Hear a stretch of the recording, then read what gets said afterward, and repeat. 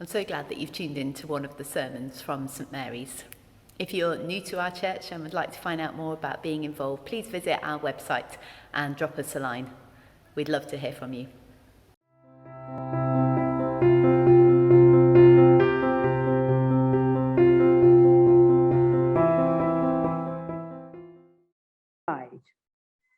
Then I saw in the right hand of the one seated on the throne a scroll written on the inside and on the back sealed with 7 seals. And I saw a mighty angel proclaiming with a loud voice, "Who is worthy to open the scroll and break its seals?" And no one in heaven or on earth or under the earth was able to open the scroll or to look into it. And I began to weep bitterly because no one was found worthy to open the scroll or to look into it. Then one of the elders said to me, "Do not weep. See, the Lion of the tribe of Judah, the Root of David, has conquered so that he can open the scroll and its 7 seals." Then I saw between the throne and the 4 living creatures and among the elders a lamb standing as if it had been slaughtered, having 7 horns and 7 eyes, which are the 7 spirits of God sent out into all the earth. He went and took the scroll from the right hand of the one who was seated on the throne. When he had taken the scroll, the 4 living creatures and the 24 elders fell before the Lamb, each holding a harp and a golden bowl full of incense, which are the prayers of the saints. "You are worthy to take the scroll and to open its seals.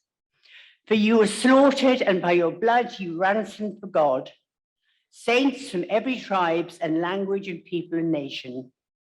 You have made them to be a kingdom and priests serving our God, and they will reign on earth." Then I looked and I heard the voice of many angels surrounding the throne and the living creatures and the elders. They numbered myriads and thousands, singing with full voice, "Worthy is the Lamb that was slaughtered, to receive power and wealth and wisdom and might and honor and glory and blessing." Then I heard every creature in heaven and on earth and under the earth and in the sea and all that is in them singing, "To the one seated on the throne and to the Lamb be blessing and honor and glory and might forever and ever." And the 4 living creatures said, "Amen." And the elders fell down and worshipped. Here endeth the lesson. Thanks be to God. Well, thanks very much to Jan for reading for us, and to Joe for setting things up so helpfully this morning. Great to see you. Let me add my welcome to Joe's. Having heard that passage, it's on page 269. You might like to turn to it even now, because we're going to be referring to page 269 an awful lot as we kind of follow through this relatively complicated material. Quite often when we look at things in the Bible, we can be so overwhelmed by the complexity of it that we don't allow the things that are perhaps slightly more obvious to stand out for us. Perhaps as they were reading through those passages, actually there was something that stood out to you. Why don't you just turn to the person next to you very quickly? It might be somebody who you came with, or you might want to say hello to them if you haven't greeted them yet, and say, actually, is there one thing in that passage that particularly stands out to you? It might be a challenge, it might be something that's particularly kind of joyful and inspiring for you. Why not just turn to the people around you if you're in the building? If you're on Zoom, you might be able to put it in the chat. I'm not sure whether chat's enabled, but if it is, then you could put it into the chat. One thing that has particularly stuck out for you in that passage. Off we talk. I'll give you about 30 seconds to do that, so you haven't got long.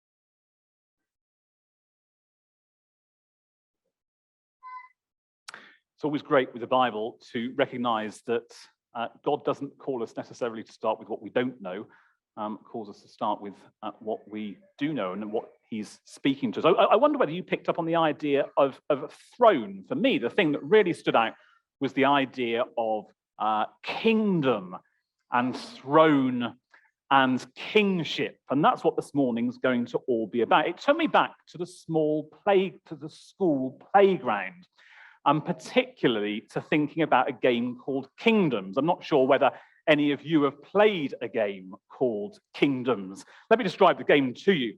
Each person in the circle is invited to name a kingdom. And you can name it anything you like. There's maybe the kind of the coffee and cake kingdom. Or you might pick the gardening kingdom. You might pick the Nintendo kingdom if you're a certain age. You could pick any kingdom that you like, and you write the name of your kingdom down on a piece of paper. And then they're all gathered in, and anonymously they're read out. And then each person in the circle gets a chance to guess the name of somebody else's kingdom. Caroline, are you the coffee and cake kingdom?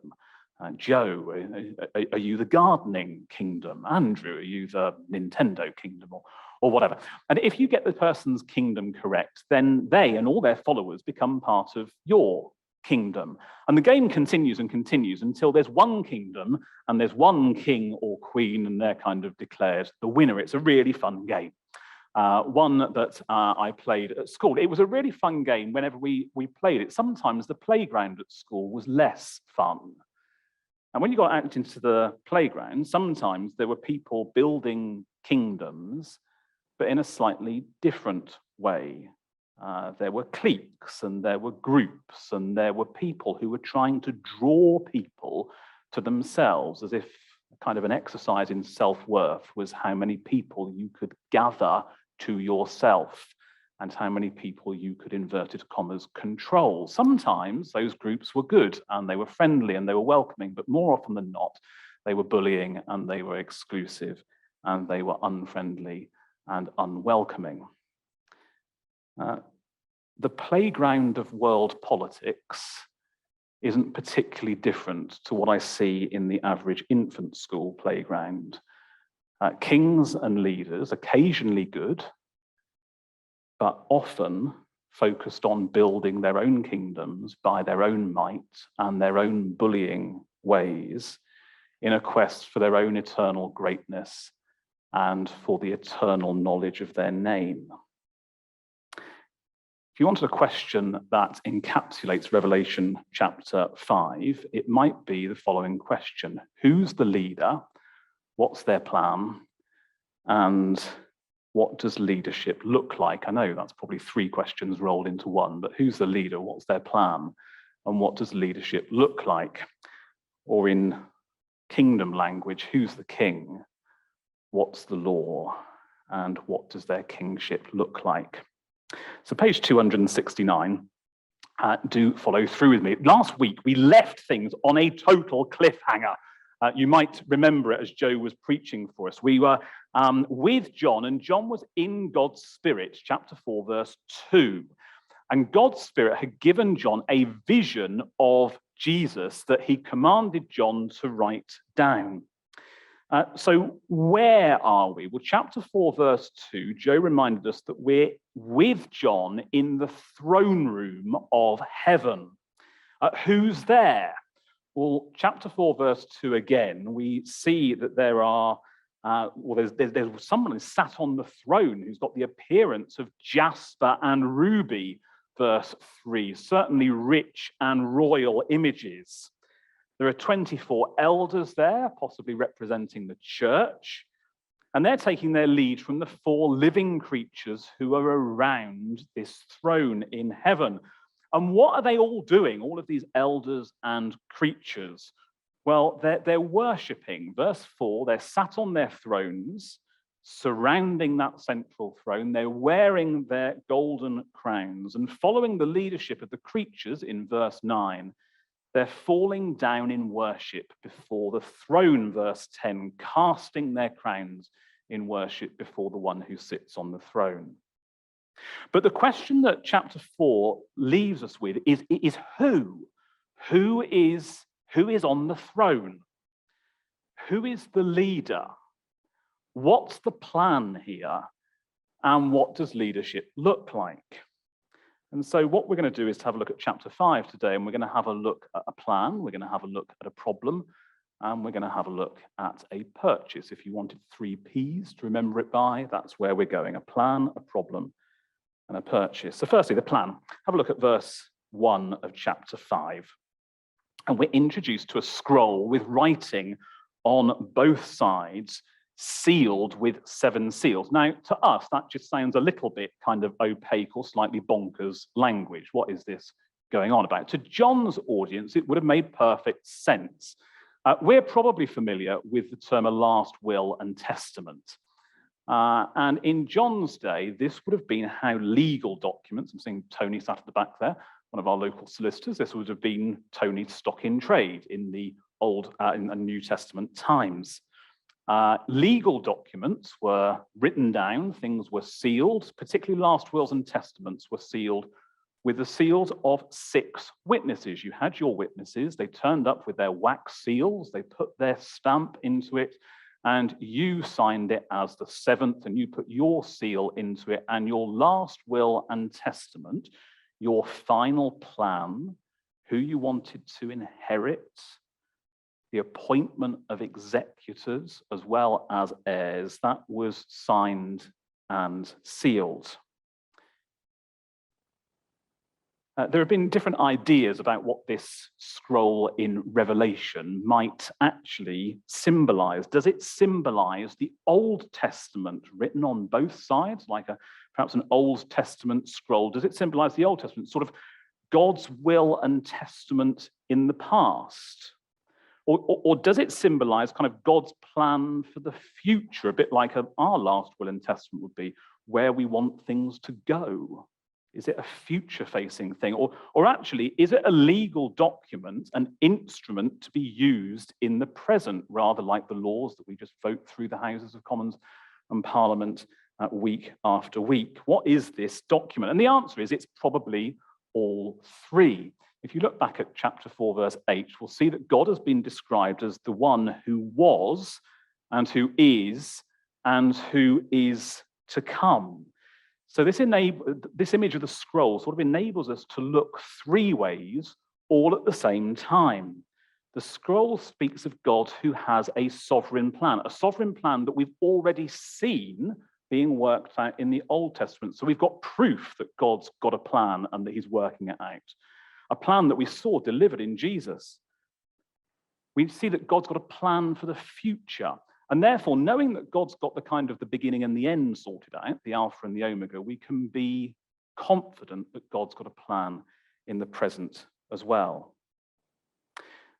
Let's just hit pause there for a moment and think how that might land with us today, because it seems to have been, if the refrain of heaven is holy, holy, holy, the refrain of the last few months in the UK seems to have been, what's the plan?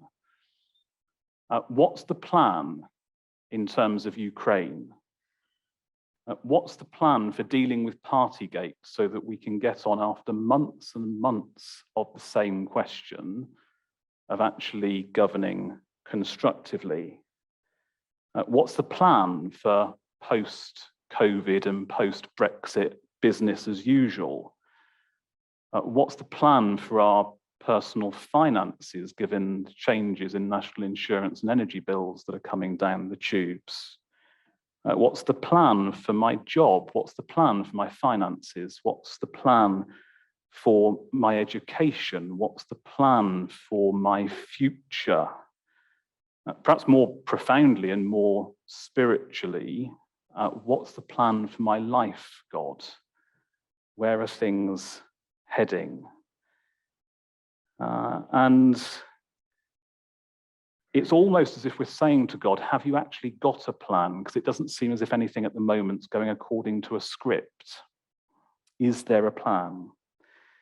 And through Revelation chapter 5, God says to us, yes, I have got a plan. In fact, It's as sure and certain and signed and sealed as a legal document and as a law that can't be repealed. It's a plan for peace. It's a plan for perfection. It's a plan for prosperity and for hope and for life and for fullness and for oneness and for unity. It's a plan for justice and for rescue and for reunion. Remember that John is receiving this vision as he is sitting unjustly persecuted for his faith in exile on a prison island. So John could quite naturally ask, have you got a plan, God? And God is saying, yes, John, I have got a plan. Stoke Bishop, don't let the confusion about Ukraine or COVID or the very real challenges we face at the moment think that God hasn't got a plan. As we'll see in a moment, Jesus is his answer if we ever say to God, do you know what you're doing? Many people may have asked that in the Old Testament before Jesus was around. As Jesus arrives and is the sign and seal on that plan, we can be certain that God knows what he's doing. So a plan. Secondly, a problem. And the problem's outlined in verse 2. Don't worry, we're going to speed up in just a moment. But verse 2, who is worthy to open the scroll and break its seals? And no one in heaven or on earth or under the earth was able to open the scroll and to look into it.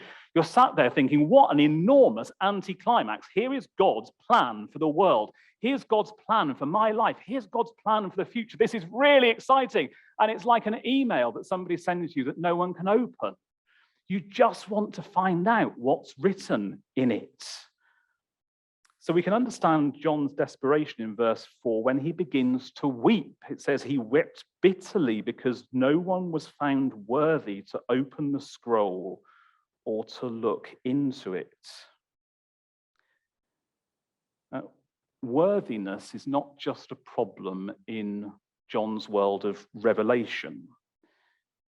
Our world today isn't just looking for a plan. We're looking for a person. We're looking for a leader. Our world is essentially a world in search of a leader. Someone who can't just unlock the plan and name it correctly, but somebody who is worthy in themselves to embody that plan and to deliver on it. The world playground is full of plenty of leaders, but they're either bullies who we don't like and we don't trust, or they're essentially good people who are flawed, and so we don't necessarily trust them. But either way round, we're saying not just is there a plan, but we're saying, is there anybody who is worthy of leading us? And just as hope seems to be in really short supply, the good news arrives in Revelation 5, verse 5. Then one of the elders said to me, do not weep. See, the Lion of the tribe of Judah, the Root of David, has conquered, so that he can open the scroll and its 7 seals. Then I saw between the throne and the 4 living creatures, and among the elders, a lamb standing as if it had been slaughtered. Well, after the anticlimax of nobody being found, here we get the real surprise. Somebody has been found. Apart from it doesn't seem to be a somebody, it seems to be an animal. And we're wondering what is going on here. Remember how Revelation is functioning with its picture language.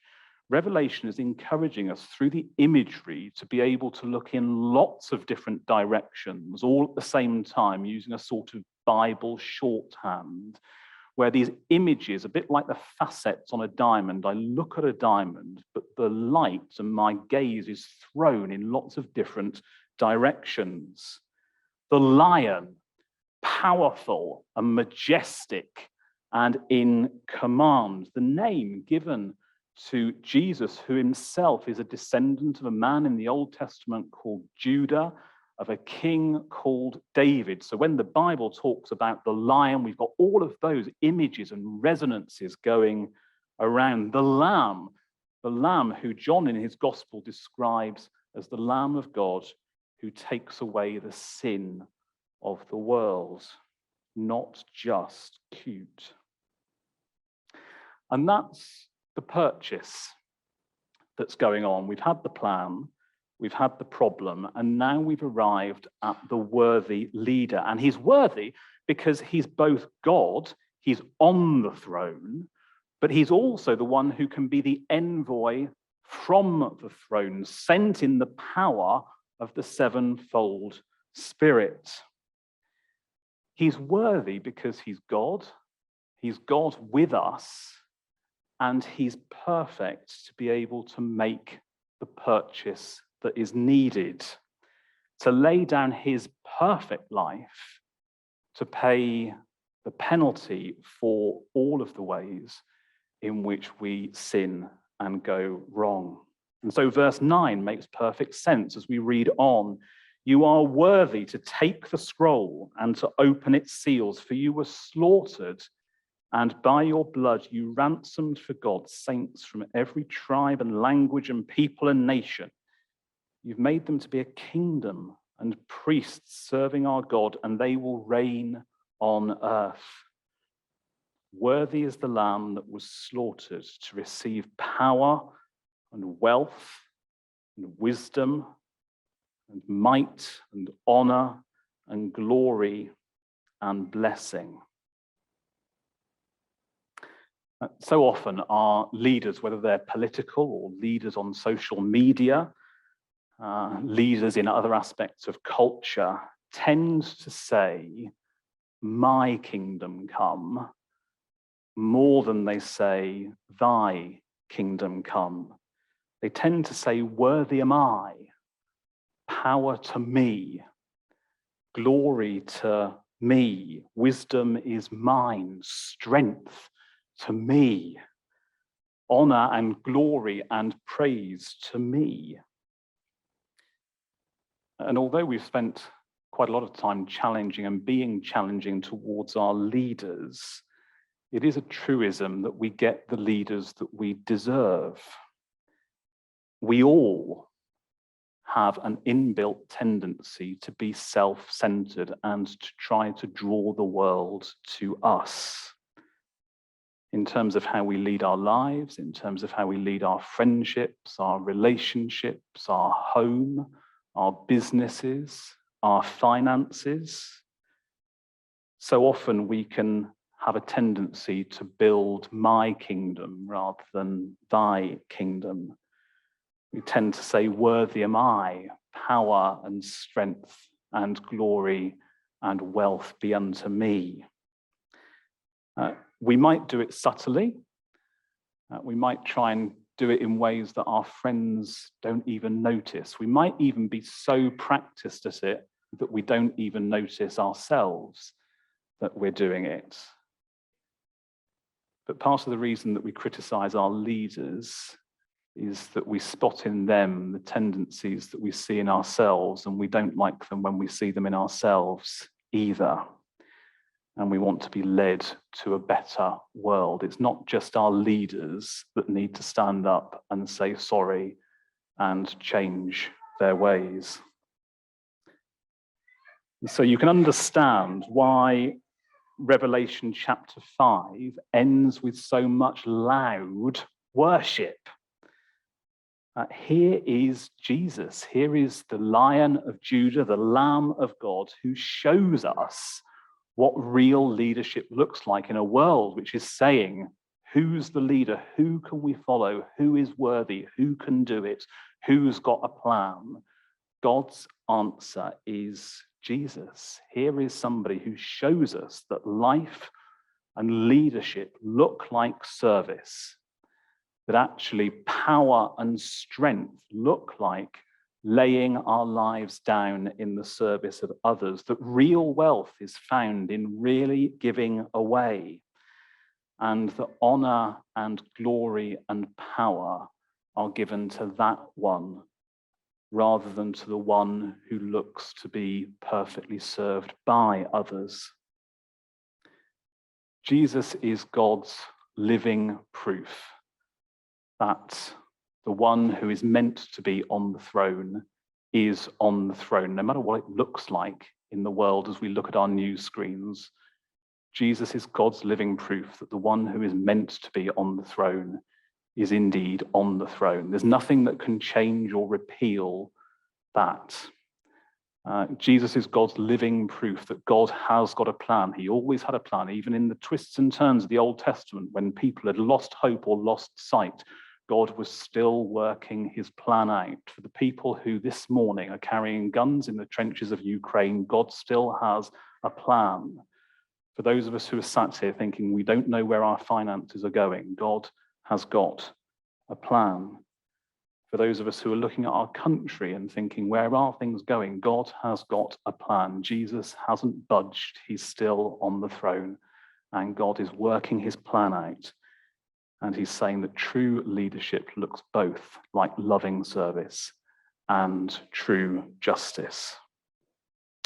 There's lots for us to think into there, but Joe is going to come up and help us to think ahead in our service.